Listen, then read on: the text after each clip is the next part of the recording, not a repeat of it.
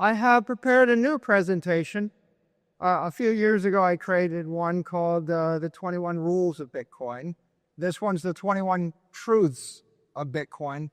And preparing for this, I asked myself, what is true today in the year 2025? And perhaps what are the truths that the mainstream world, the mainstream media, traditional investors, politicians, people that are just getting familiar with Bitcoin, with digital assets, what is it they don't know that seems very, very clear to me that I want to share? And so I've gathered my favorite 21 truths of Bitcoin today, and I'm going to start with the first. Bitcoin's an ideology. Freedom versus slavery, innovation versus stagnation, sovereignty versus dependency, property versus poverty. It's a very powerful ideology. It's spreading the entire world, and there would be no Bitcoin without the ideology. It's capitalism versus socialism. It's the individual versus the collective. It pops up throughout human history. We see these themes for the last thousands and thousands of years. You see these themes in the writings of the Austrian economists. You see these themes in the writings of Voltaire and the intellectuals of the 19th, the 18th, the 17th century. You even see these themes in the Constitution of the United States. The founding fathers had this ideology, and you'll see it echoing throughout Bitcoin. The second truth of Bitcoin is protocol. Satoshi created a protocol based on that ideology. The 21 million coins, the block sizes, the 10-minute centers, the SHA-256 hashing. It was an integrated protocol. It's not the only way you could have done it, you know. You could have base 10 math, but you could have base 2 math. You could have English as a protocol, but there's also French as a protocol. Bitcoin's a protocol for prosperity. It's a protocol for economic success and economic empowerment. And that protocol lives on in the software. Oftentimes people say, well, what about this quantum thing, or what about that technology thing? And the point that I make to them is that English language is a protocol. If you have to upgrade the software, you'll probably upgrade the software, keep the language. Base 10 math is a protocol. If you have to upgrade the software, rebuild the computer, you'll probably keep the base 10 math. Bitcoin is protocol. You may change the hardware, you may change the software, you may change the nodes. The protocol is simple. A bunch of intelligent people everywhere in the world would like to keep their money forever. Once $1 trillion worth of money flows into that network, they'll be looking to figure out how to keep it. And then when it's 10 trillion or 100 trillion or 500 trillion, you'll have a bunch of people speaking a language of economics, a monetary language. That is the Bitcoin protocol. Truth number 3, Bitcoin's an asset. One of those 21 million coins pops out. A lot of people just focus on the asset. They forget the ideology. They don't really notice the protocol. They think, do I have a Bitcoin or not? What kind of asset? It's the apex asset. It's better than cheese. It's better than palladium. It's better than gold. It's better than silver or copper or land or goats or cattle or lumber or pieces of paper that we call currency. Bitcoin is the asset, right? It is the asset based upon the ideology and the protocol that results in the greatest monetary premium in the world. Truth number 4, it's not just an asset. Bitcoin's a network. Bitcoin is not just a network, it's the network. It's the most powerful computer network in the world. It's a global network. Without the network, you can't have the asset. The asset is stored in the network. The network is a manifestation of the protocol. The network creates decentralization, that's true, but it also creates fault tolerance, mission criticality, redundancy, and all of the other technical, economic, and ethical qualities of the asset and of the movement. An ideology that spawned a protocol resulting in an asset that circulates on a network. That would be a simple articulation of what Bitcoin is. It's a truth. I would hazard to guess that the great majority of people watching the price of Bitcoin don't think about all four of those things. And they don't think about this as much as they should. Bitcoin is immaculate. Truth number 5. It was spawned by the Immaculate Conception. A nameless, faceless programmer gave it as a gift to the world. How do you create an immaculate thing? It's a God-given thing. It's a natural thing. We've had it since the beginning of time. No one took beneficial claim to it. No one asserts control over it. No one expects to cash in on it. The Immaculate Conception is an extraordinarily important thing to the network. That, combined with truth number 6, Bitcoin is ethical. What makes something ethical? What makes it ethical is you can take title to it, you own it, no one can debase it, no one can take it from you, no one can corrupt it, no one can control it. It's a thing of natural beauty. No country will ever trust anything that another country can debase or control. No company will ever trust anything another company owns or controls. No person will ever trust anything controlled by another person. In order to reach this great plateau of ethical, it has to be beyond the corrupting influence of any human, any man-made institution, any organization of people in the world. The Immaculate Conception was a necessary condition, but the engineering brilliance of Bitcoin was another condition, right? Bitcoin's it's a perfect machine made of imperfect components. That's the brilliance of the engineering. Can you make something that can a human being make something that other humans can't corrupt? Bitcoin's ethical. Truth number 7. That makes Bitcoin a commodity. What is commodity? An asset without an issuer. Gold's a commodity. Corn is a commodity. Lumber is a commodity. Why is this important? Because in law, commodities have a special status. A company in the United States can be capitalized on commodities. It cannot be capitalized on securities. There's actually a special carve-out in corporate law for publicly traded companies. But maybe more importantly, I can stand here and I can tell you that I think the price of Bitcoin will go to 13 million over 20 years. I couldn't say that about a security, right? You have legal immunity to actually express your opinion about a commodity. That makes commodities politically superior, legally superior, ethically superior, financially superior to a non-commodity, to a security. And it's not just a little bit better, it's 100 times better, right? And so Bitcoin is a commodity. Bitcoin is actually the commodity. I studied commodities in my early professional years. Every other commodity can be created with technology, with capital, with know-how. If you were going to take your family's life savings and buy a commodity to hold for 100 years, and you thought about it, would you buy soybeans or corn or oil or natural gas or lumber, coal, silver? Well, no, they're all awful, and you know why they're awful, because it's pretty obvious to you that 100 years ago it was harder to make those things than it is today.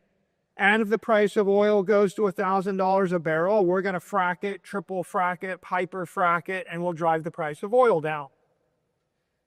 Same with gold. There's been hyperinflation in gold multiple times. You know, the California 49ers found gold We created so much gold that we crashed the economy of Europe.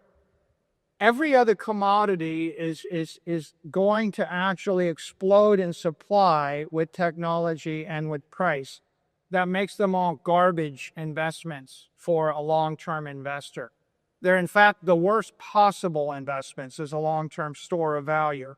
The king of them, gold, still underperforms the S&P index by a factor of 2 or more. So there's only one commodity in the history of the human race that wasn't a garbage investment. The one commodity is Bitcoin, right? A digital commodity. And let's talk a bit more about that. Why is it not garbage? Why is Bitcoin great? Bitcoin is a digital commodity. Every other commodity I can name is a physical commodity. Physical commodities are God-given, and anyone in the world can create them. Digital commodities were created by the brilliance of human beings in a fluke. You needed to have a brilliant engineer, Satoshi, give away this gift to the world. The world needed to embrace the gift. The protocol needed not to be defective. And after many, many years of not knowing whether it was something or nothing, it spontaneously monetized and came to life. It really is a miracle of the 21st century. Why is a digital commodity important?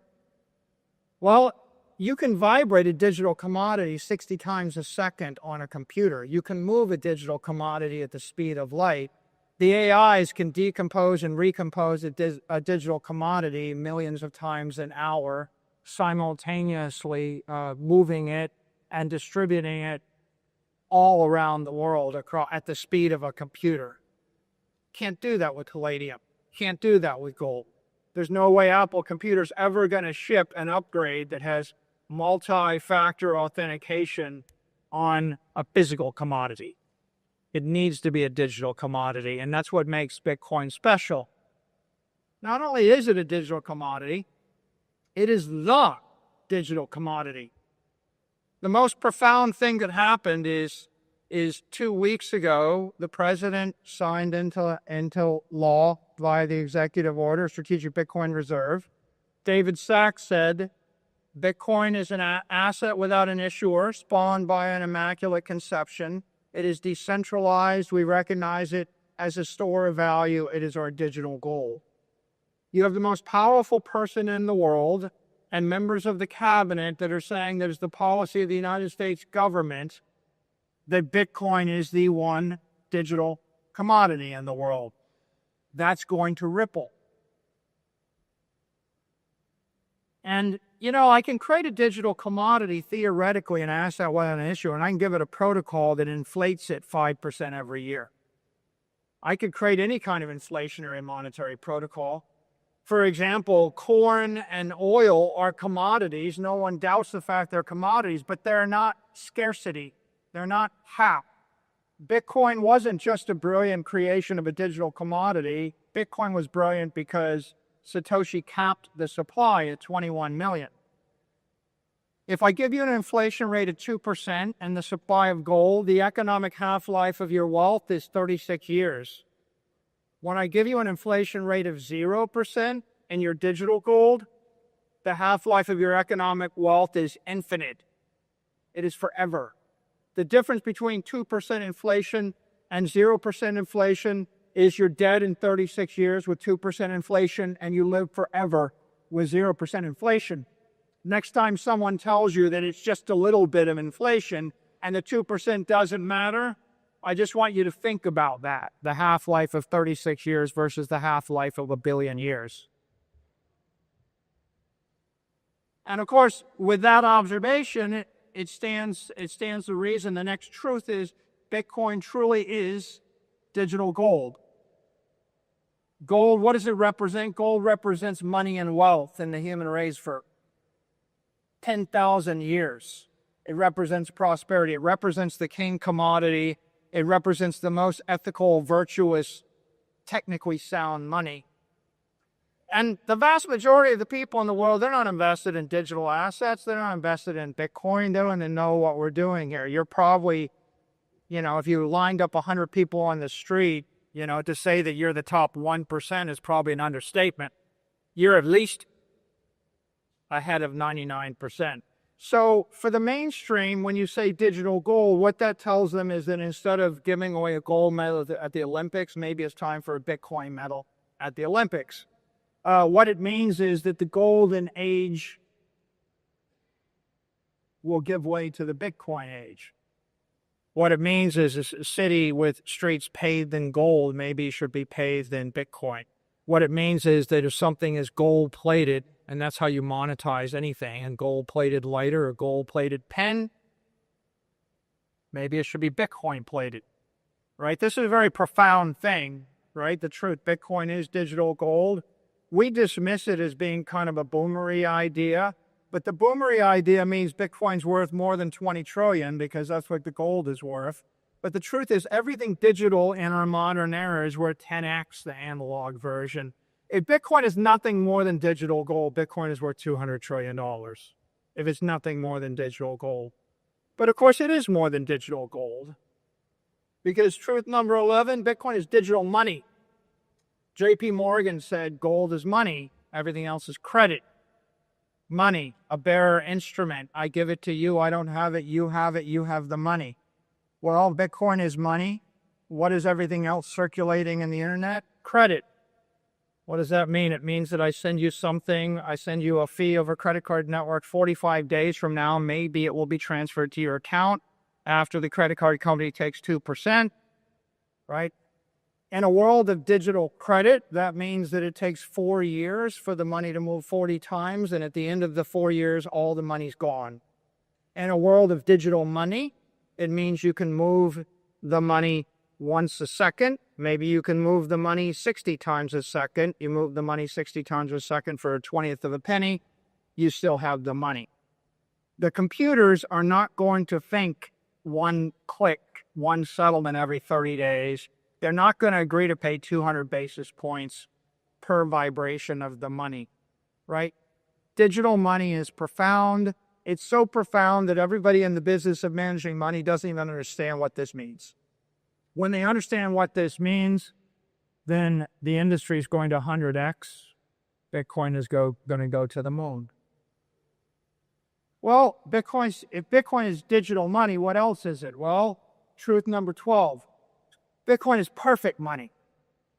Okay? What is perfect money? If you read the writings of the Austrian economists, von Mises and Hayek, they write about money, but they couldn't conceive of perfect money. Voltaire, Aristotle, Plato, they couldn't conceive of perfect money. Why? They didn't have the technology. It's kind of like asking Aristotle, tell me about clean water. How do you understand clean water if you don't have a microscope and you don't understand that there are pathogens in the water? Nobody understood perfect money until Satoshi gave it to us, and that's because it was impossible to create perfect money before modern semiconductors, modern internet, modern cryptography. So they were struggling, and you can see Hayek and von Mises, they struggle with this notion. In the Constitution, the founding fathers, who were pretty intelligent, said, the only legal money in this country is going to be gold and silver coin. They kind of knew this idea, a commodity in your hand, a self-custody commodity bearer instrument felt like good money.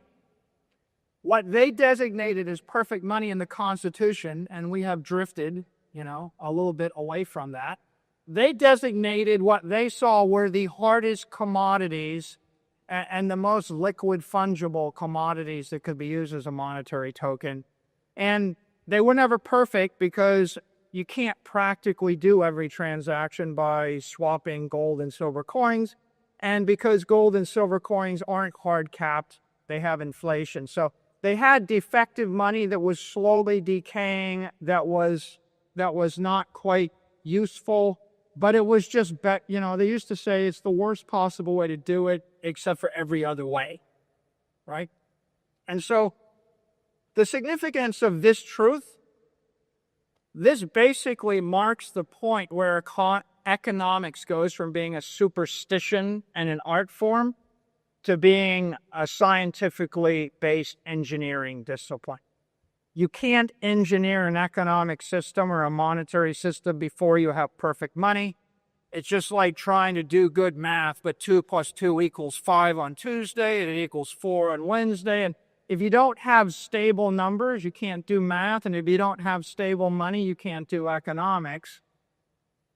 If you can't drink water that's not going to kill you, life is pretty ugly, right? This is profound truth. Again, misunderstood. No economist trained in the past 100 years. They never took a course on perfect money. They never imagined it. But you can't really blame them. It's like if you went back to Voltaire and you say, okay, that's the smartest guy in the 18th century in France. And, he wrote shelves of books.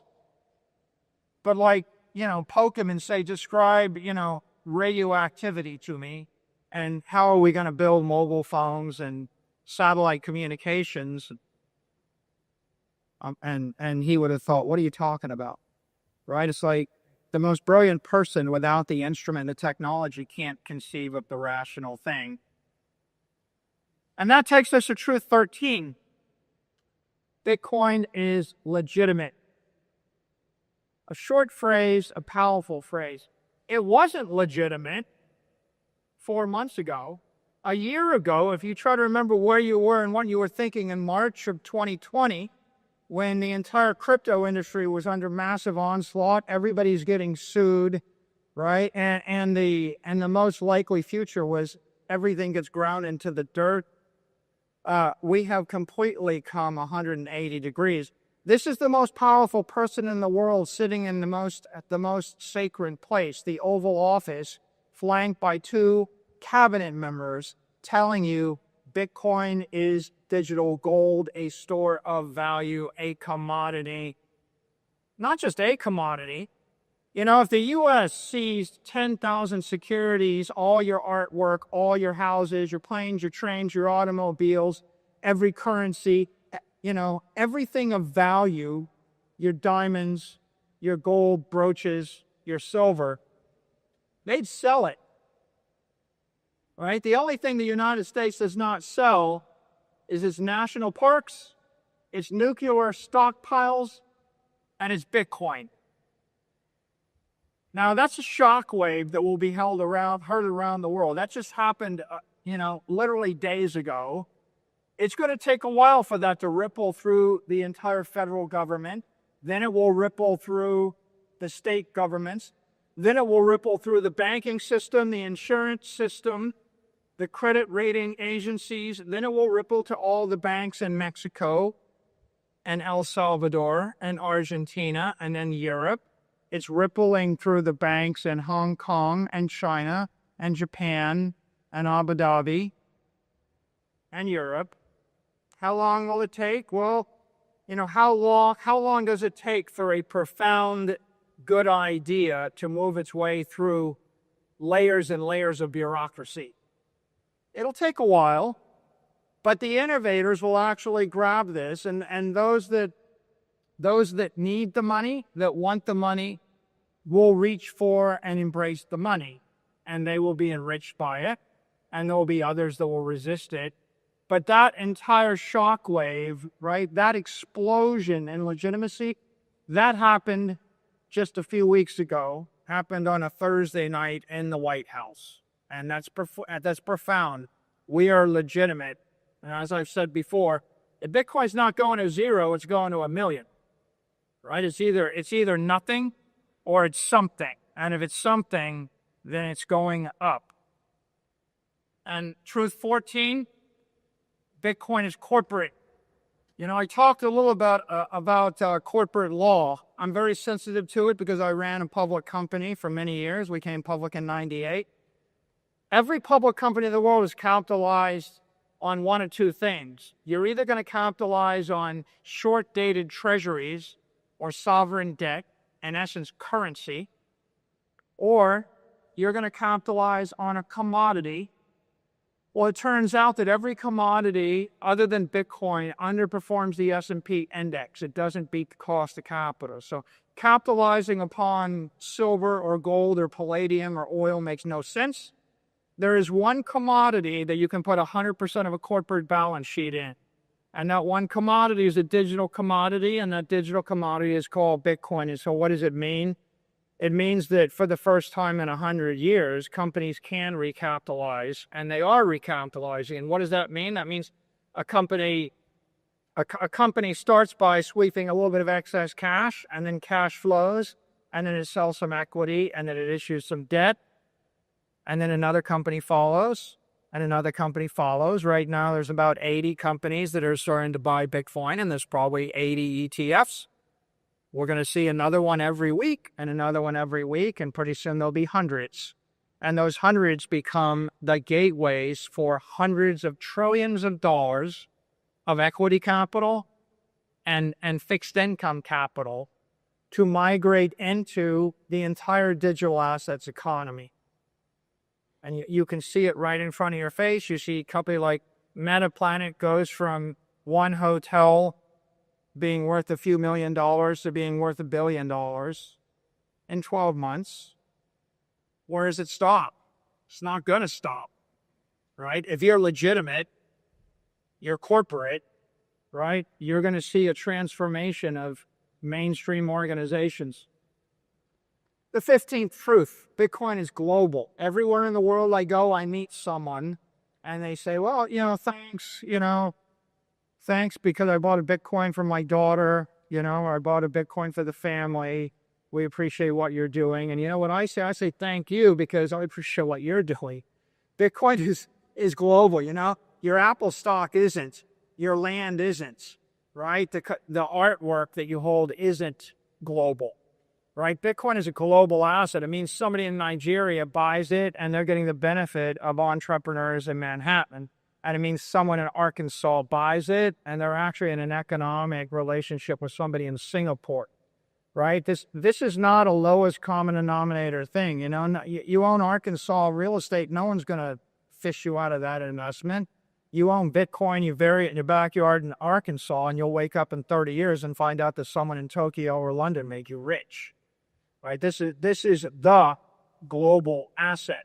There isn't another asset that trades at Wall Street that is global in the way that Bitcoin is. And it's not just global, it's immortal. We're stretching in time and space. Show me an asset that stretches to every part of space that truly is global, Bitcoin. Now show me one that I can see into the next 100 years or 1,000 years. There's nothing else that you own that's going to last 100 years, right? Your warehouse will have to be redone. Your artwork will probably have to be restored, right? What company would you think is going to be around 200 years from now, right? The real beauty of Bitcoin is the elegance of the protocol is all you're doing is buying 1/21 millionth of all the money in the world forever. Okay, when is that going to obsolesce? Like when are you not going to want to own 1/21 millionth of all the money in the world forever? Right? It's not like iPhone 99. It's not like, getting the next upgrade on the whatever gadget. Right? Bitcoin is immortal because the idea is so timeless and so elegant, and the network is just virally going to spread. It's a life form, and if it's immortal, it means you can actually think 200 years in advance. No company expects to live more than 10, 20, 30 years. Everybody's short term. And it takes me to truth number 17 is digital energy. A calorie is organic energy. A Satoshi is digital energy. If you want the AI, if you want to put life in cyberspace, if you want to bring an AI to life, you have to imbue it with digital energy. Then it comes to life. Then it thinks. Then it lives. Then it procreates. Maybe it lives forever. You can't, anything that is funded with digital credit is just a shadow. It's a shade. It's a ghost. If you want something to be a true life form, you have to put real energy into it. I've said many times before, Bitcoin is a conservative asset. I give it to you. I don't have it. It implements conservation of energy in cyberspace, but the more important point is it's going to bring life to cyberspace. Truth 18, if it's digital energy, then Bitcoin's a digital energy network. How do you move energy from point A to point B? How do you vibrate energy? right? How do you do it in a rapid, at the speed of a computer rate? How do you bring the entire world into that relationship? You can't do it with a credit IOU, and certainly you're not shipping gold from New York to Tokyo in a second. Which takes us to truth number 19. If it's an energy network, Bitcoin is a digital economic system. How do you post $10 million for 5 minutes, with a company across the country and fetch it back? Vibration. How do I give it to someone, take it back in 18 seconds? How do I swap a capital asset for a currency asset? We see this in DeFi, right? I'm swapping Bitcoin for stablecoin for Bitcoin, but think more broadly, right? Think about a world of 1 billion robots talking to 1 billion AIs that are thinking at the speed of the computer, that want to actually transact millions and millions of times an hour in time and space. They're going to do it with a digital energy network. That takes us to truth 20. If it's an energy network, I can reverse it. Bitcoin becomes a digital defense system. Bitcoin is the most powerful network. What's the unit of power? The exahash. If I actually place my cryptographic keys, my identity, my authentication behind that hash wall, behind that wall of digital energy, then I can secure a system, authenticate a system, defend a system, potentially even attack a system. You can't be a superpower if you lose control of your airspace. You can't be a superpower if you lose control of outer space. You can't be a superpower if you lose control of cyberspace. Control of the digital power network, the mining network, the hash network is control of the ability to move energy and capital from point A to point B. Control the network, control your destiny. Lose control of the network, you lose the ability to engage in digital commerce. Maybe you lose the ability to secure your cyber systems. It's a defense system. And with that, I'll end with my final truth, truth 21.